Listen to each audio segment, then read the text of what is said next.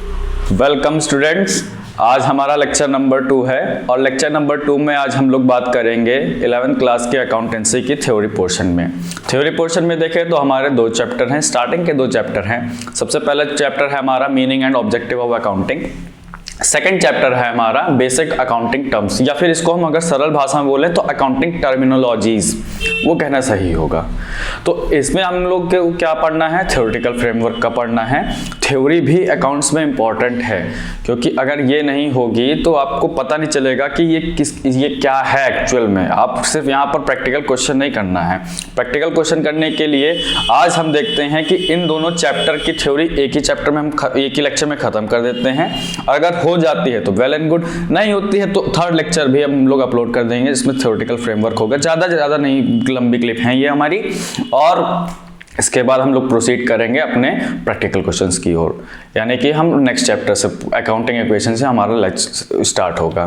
ठीक, तो अभी हम ट्राई करेंगे थ्योरेटिकल फ्रेमवर्क पे जल्द से जल्द इसी लेक्चर में खत्म करने का। अगर हो जा रहा है तो ठीक है, तो आओ देखते हैं, स्टार्ट करते हैं सबसे पहले चैप्टर से, meaning and objective of accounting. इसमें हमने लिखा है बुक कीपिंग और अकाउंटिंग की डेफिनेशन। बुक कीपिंग क्या होती है, अकाउंटिंग की क्या डेफिनेशन होती है, ये देख लेते हैं। दोनों में डिफरेंस क्या होता है ये देख लेते हैं।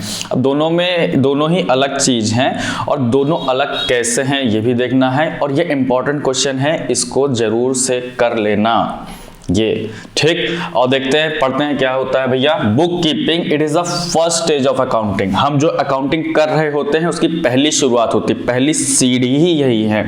आप डायरेक्ट जो है फर्स्ट स्टेप से लेकर सेकंड या फिर थर्ड या फिर 10th सीढ़ी पर नहीं चढ़ पाओगे ना, स्टेज तो चाहिए। तो सबसे पहली शुरुआत ही यही है। जैसे घर बनाने के लिए हमें बेस चाहिए होता है ना, तो अगर बेस नहीं मजबूत होगा तो आपका घर अच्छा नहीं बन पाएगा।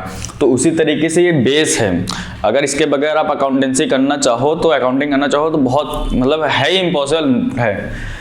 फिर आगे पढ़ें, it deals with the recording of monetary events. इसमें कौन से इवेंट आते हैं, मॉनेटरी इवेंट्स आते हैं। आप सोच रहे होंगे इवेंट मतलब यहाँ पर जो ट्रांजैक्शन हो रही है वो मॉनेटरी है कि नहीं है।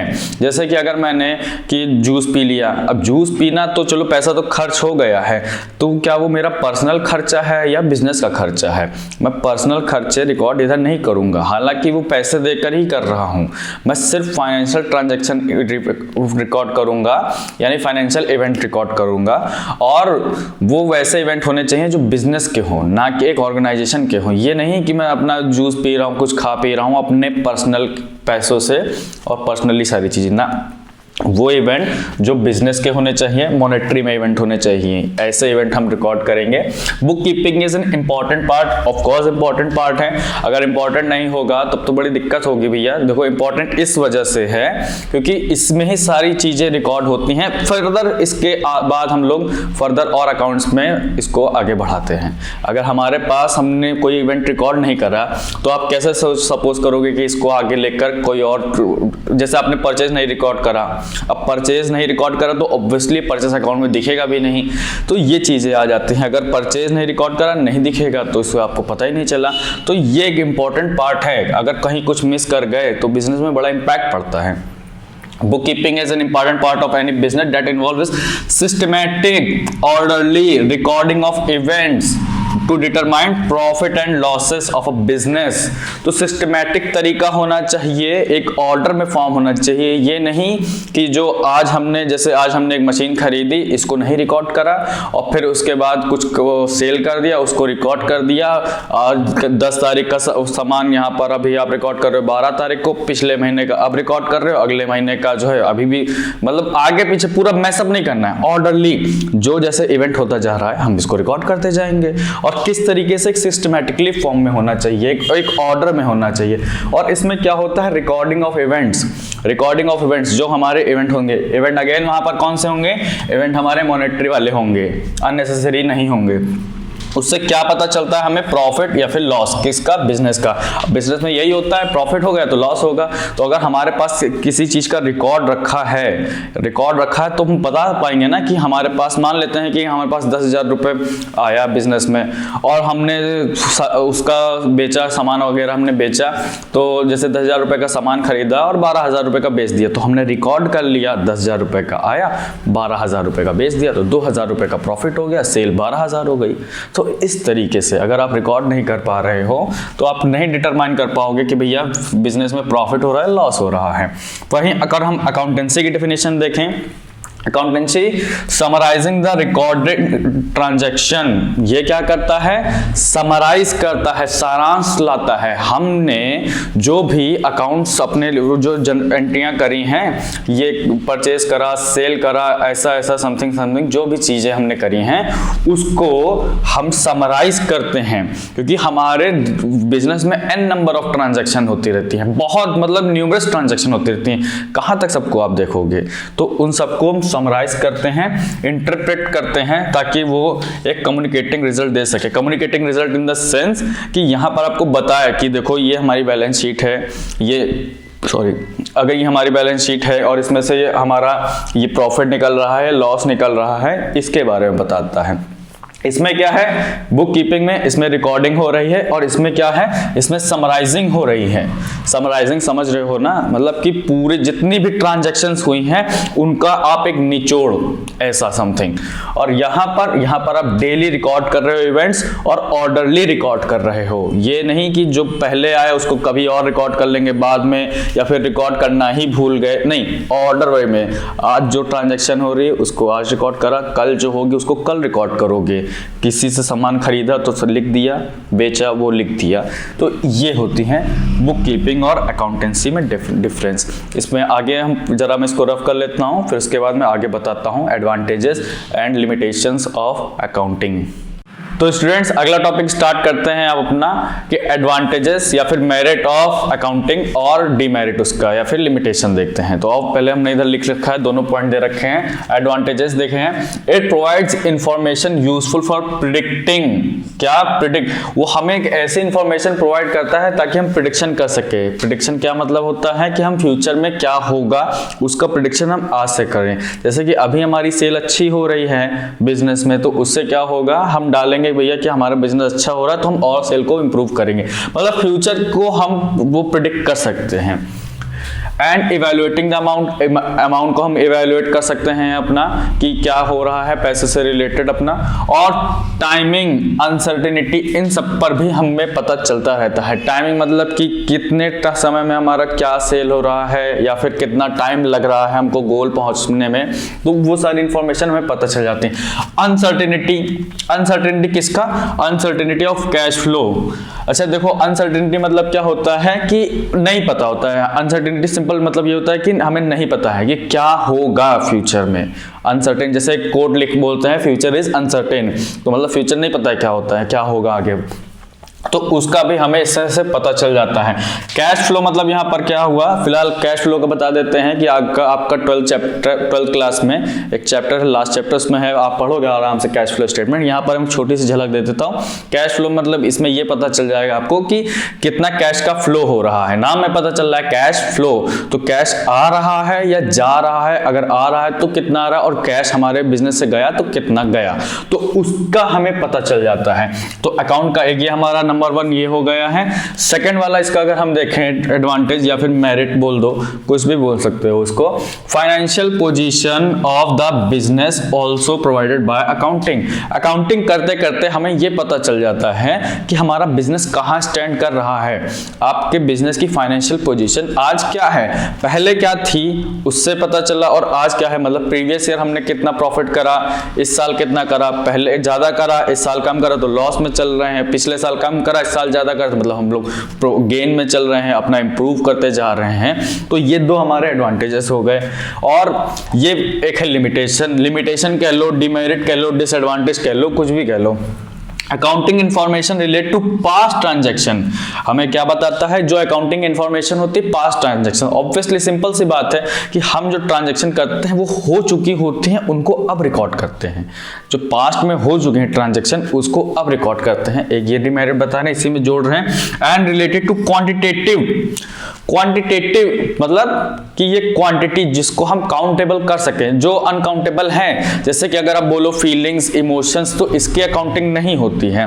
पर अगर आप बोलो कि मैंने 50 मशीन खरीदी है, 5000 रुपए की एक है, तो ये क्वांटिटेटिव है, इसको हम काउंट कर सकते हैं, इसका वो कर सकते हैं कि कितने रुपए की हमें पड़ी, और एक मशीन या एक फर्नीचर वगैरह जो भी आप सामान खरीद रहे हैं उसको हम काउंट कर सकते हैं। It does not provide qualitative, वही बात जो भी बताई, क्वालिटेटिव जो आपको मान लो कि किसी को गुस्सा आ रहा है, किसी को बुरा लग रहा है या कोई खुश हो रहा है, तो उसकी रिकॉर्डिंग या उसकी अकाउंटिंग नहीं है, वो पॉसिबल नहीं है। आप फीलिंग्स को कैसे काउंट कर सकते हो? जैसे कि मान लेते हैं कि अभी हमने आपको बोला एक गिलास पानी पियो और इसको बताओ कितना नंबर दोगे। अगर आप प्यासे हो तो बहुत ज्यादा नंबर दोगे, अगर आपका पानी, आप प्यासे नहीं हो पानी के लिए तो आपको कहोगे नहीं, कुछ नहीं नंबर दोगे, कुछ भी हो सकता है। तो इसको हम मेजर नहीं कर सकते हैं, यानी इसकी अकाउंटिंग करना पॉसिबल नहीं है। जो हमारे फीलिंग वगैरह हैं, जो यानी क्वालिटेटिव आइटम्स हैं, उनकी अकाउंटिंग करना नेक्स्ट टू इम्पॉसिबल है, और हमारा क्वांटिटेटिव वाली ही कर सकते हैं। And non financial information of the business, business में कुछ ऐसी नॉन फाइनेंशियल बिजनेस ट्रांजैक्शन होती रहती हैं। नॉन फाइनेंशियल इवेंट्स जैसे हो गए आपके जो पैसे से रिलेटेड नहीं हैं, जैसे कि हमने कोई मशीन खरीदी है ना, किसी को सैलरी दिया, तो ये क्या हो गए हैं, फाइनेंशियल ट्रांजैक्शंस हो गए हैं। तो इनका रिकॉर्ड करना पॉसिबल है। पर अगर कुछ कुछ ऐसे हो रहे हैं जैसे कि कोई एम्प्लॉय है, छोटा एक सुपीरियर है, उसने अपने सबऑर्डिनेट को कुछ टिप्स वगैरह दे दिया, पैसा वगैरह दे दिया, तो ये नॉन फाइनेंशियल इवेंट है। या फिर उसकी तारीफ कर दी, तो ये नॉन फाइनेंशियल इवेंट है, और नॉन फाइनेंशियल इवेंट्स को हम लोग रिकॉर्ड नहीं करते हैं। तो एक ये लिमिटेशन हो गई, एक एडवांटेजेस और अकाउंटिंग हो गया, है ना। ठीक, आगे बढ़ते हैं। तो स्टूडेंट्स अगला टॉपिक है हमारा डेटर्स और क्रेडिटर्स का। तो इसमें बहुत कंफ्यूजन हो जाती है स्टूडेंट्स को कि डेटर्स क्या होता है, क्रेडिटर क्या होता है। इसको जरा ध्यान से समझिएगा, ये एकदम बहुत ही बारीकी वाला टॉपिक है। जब तक 11th-12th में हो, डेटर्स क्रेडिटर बहुत परेशान करेगा। तो और जरा देख लेते हैं। डेटर्स क्या होते हैं? Debtors are person and entities. Entities से मतलब कंफ्यूज ना होइए कि एंटिटीज मतलब क्या है। एंटिटीज यहाँ पर है कि जो आपने किसी सामान किसी बंदे से लिया, वो पर्सन हो सकता है, और किसी एंटिटी यानी कोई कंपनी से भी आप ले सकते हैं सामान, वो हमारी एंटिटीज हो गई। Entities owe to the business, owe कर रहे हैं an amount for buying goods and services on credit. यहां क्रेडिट मतलब क्या हो गया? उधार।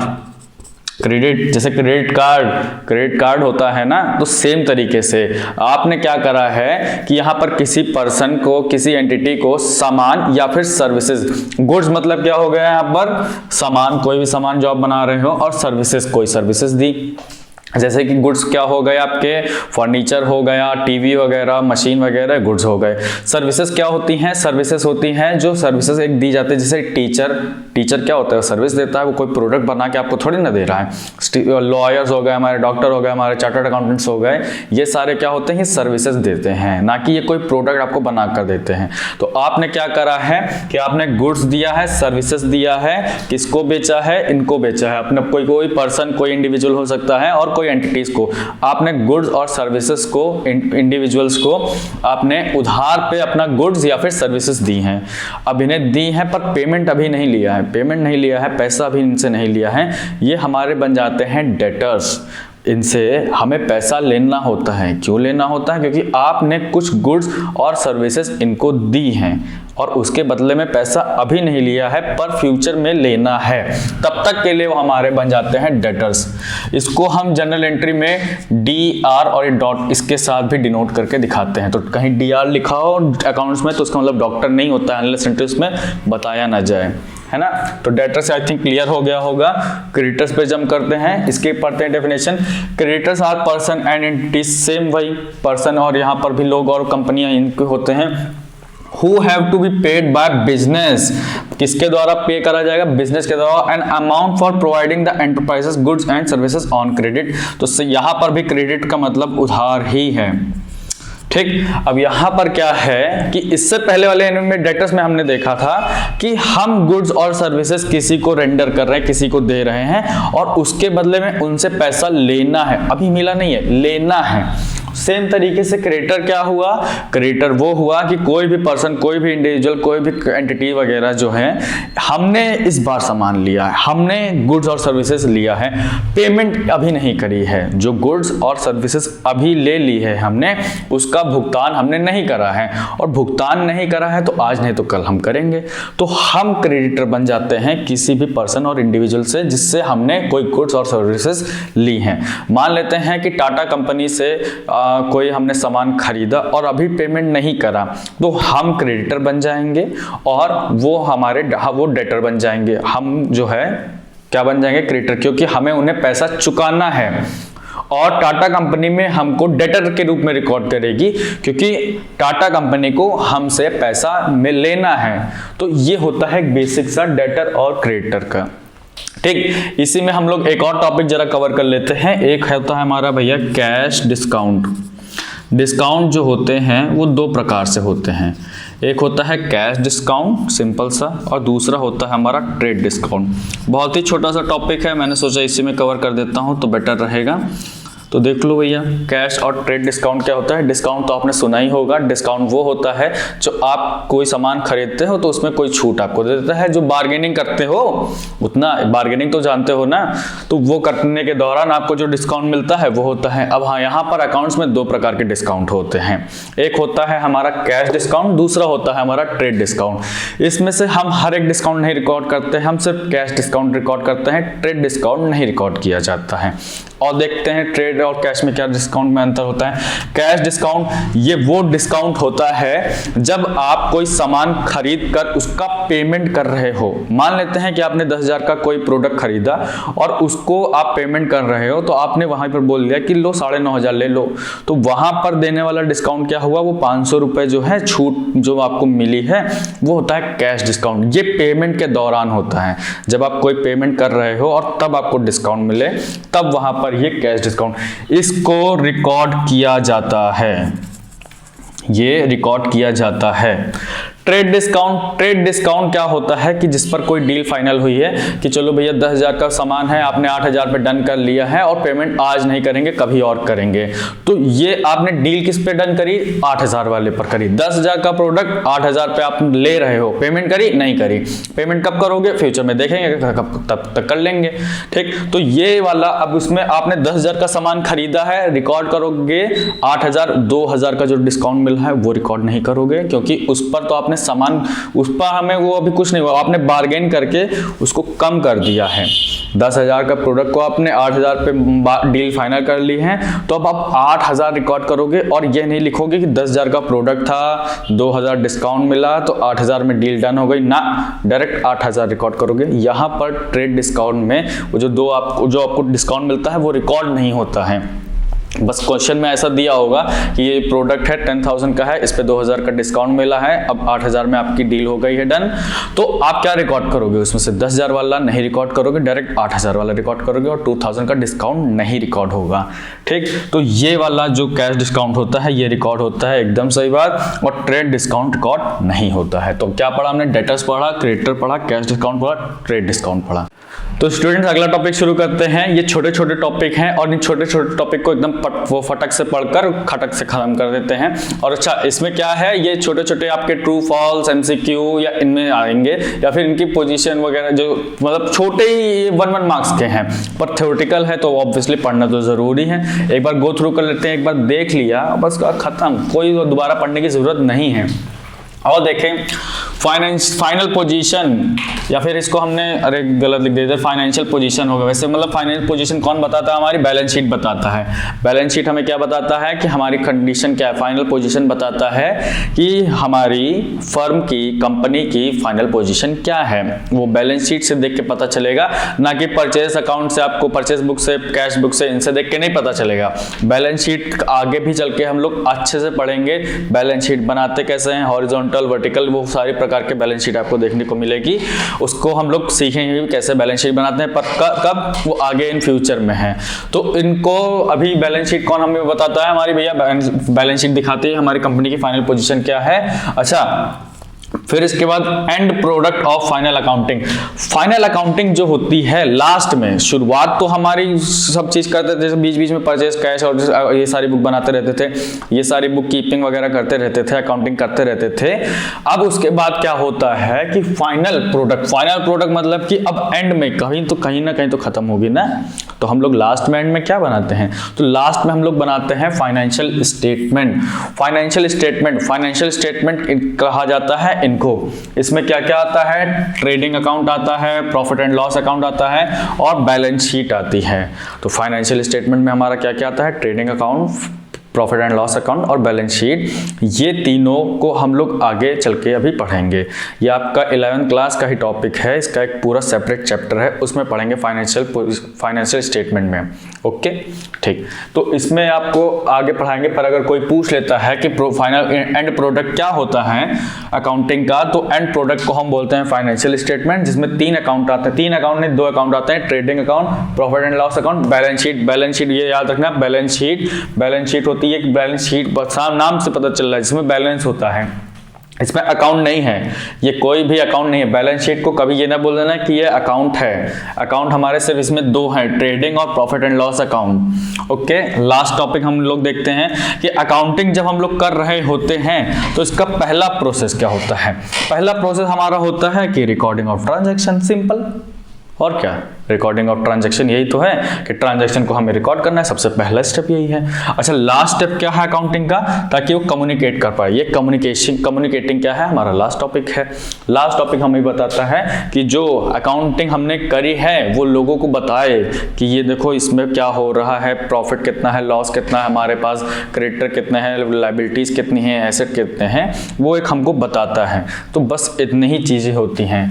तो आज हम लोग meaning and objective of accounting में जितनी जरूरी थ्योरी थी, वो जरूरी टॉपिक्स थे, उनको कवर अप कर लिया है। जो अगला टॉपिक है, अगला लेक्चर जो हम लोग अपलोड करेंगे इस प्लेलिस्ट में, तो उसको जरा ध्यान से देखिएगा, वो बहुत ही इंपॉर्टेंट है और उसमें बहुत ही बेसिक चीजें जो हैं वो हैं। अगर उनको आपने नहीं पढ़ा या इग्नोर कर दिया, बहुत आपको दिक्कत देगा। तो आज के लिए फिलहाल इतना ही, और मिलते हैं अगले लेक्चर में। Study hard, study well. Thank you.